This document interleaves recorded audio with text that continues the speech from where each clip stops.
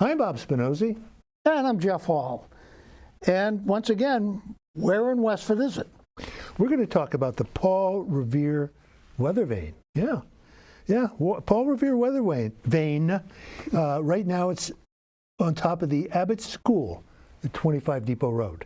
It was placed there, from my understanding, Bob, when the Abbott School opened in 1955. You have a little background on it that you did some research on?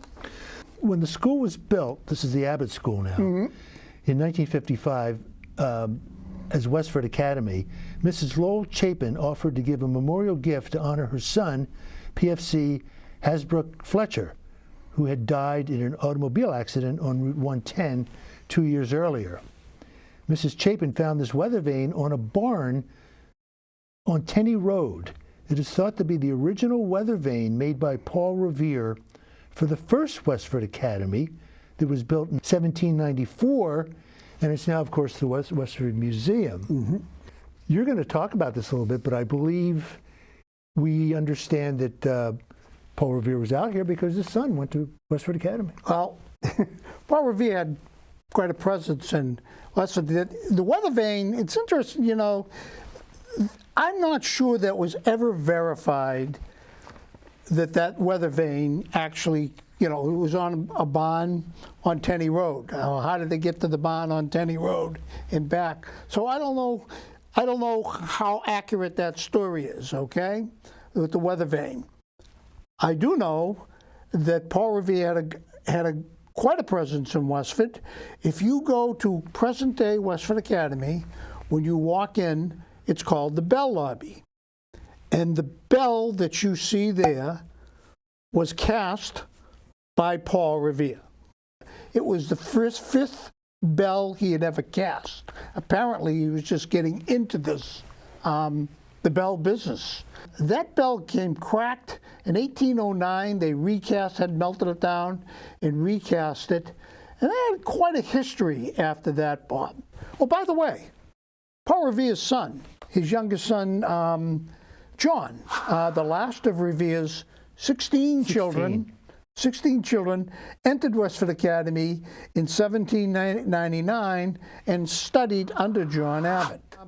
The bell had been recast, remaining in Westford Academy until the building was moved to the Boston Road location, which is the current site of the Westford Museum. At the time, the bell was silent at the site of the original Westford Academy. The bell was then placed in the formal garden of Jack Abbott and turned upside down to form a vessel like a giant flower pot which blossomed for many seasons. After Mr. Abbott's death in 1934, his only remaining son, Robert, removed the bell to his home in Littleton. And it remained there until resident Alistair McDougall. Alistair was very, very active with the Westford Museum and Westford's history. Noticed it and purchased the historic bell in 1940. He kept it in his barn until the third Westford Academy opened, now the Abbott School, in 1955, at which time the bell was then returned to Westford Academy as a gift from Mr. McDougall. Quite a history. Right. Quite a history. Is it at the present school right now? It's now in the lobby at the present Westford Academy on Patton Road. Okay, so it's just on display. Yeah. It's just on display. Okay. But as I said, you know, Revere's presence, and his son went here. He probably visited the town, stayed overnight. I don't know where. Yeah. Okay. I want to mention a couple things about Paul Revere. He was born in the North End in 1734 and remained there until his death in 1818. During his life, he was a silversmith, an engraver, an industrialist, apparently made bells. He was also an amateur dentist. He used those talents to make dentures from walrus ivory and animal teeth. Yeah, which he wired into patients' mouths. By the way, you can visit his house at 17 North Square in Boston's North End neighborhood. And that just kind of left a bad taste in my mouth, thinking about those teeth that he made. You can use your teeth if you visit the Paul Revere house, because right around the corner is Mike's Pastries. Correct. Then you'll need a dentist with all that sugar.